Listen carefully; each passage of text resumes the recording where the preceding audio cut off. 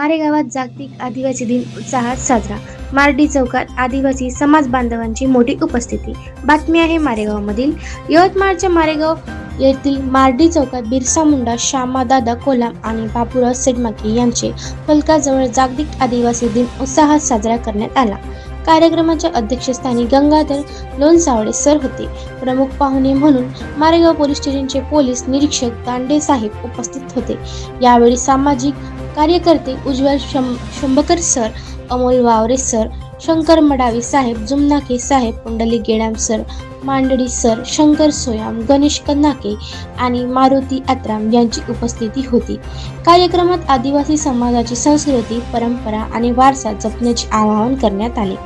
आदिवासी दिनानिमित्त उपस्थितांनी एकमेकांना शुभेच्छा दिल्या.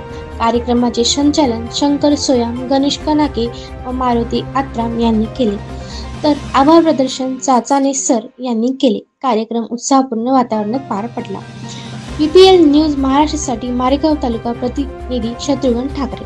आपल्याला माहित नाही, परंतु त्यांनी तो आदिवासींचा जनजातीसाठी जनसमूहासाठी त्यांनी लढा दिला आणि आपल्याला एवढं मोठं स्वातंत्र्य मिळवून दिलं. त्या क्रांतिकारांचा आज मी नमन करतो. आणि या ठिकाणी खासदार साहेबांनी सुद्धा म्हटलं की बा आदिवासीच नाही तर जे लोक या निसर्गाच्या सानिध्यामध्ये आहेत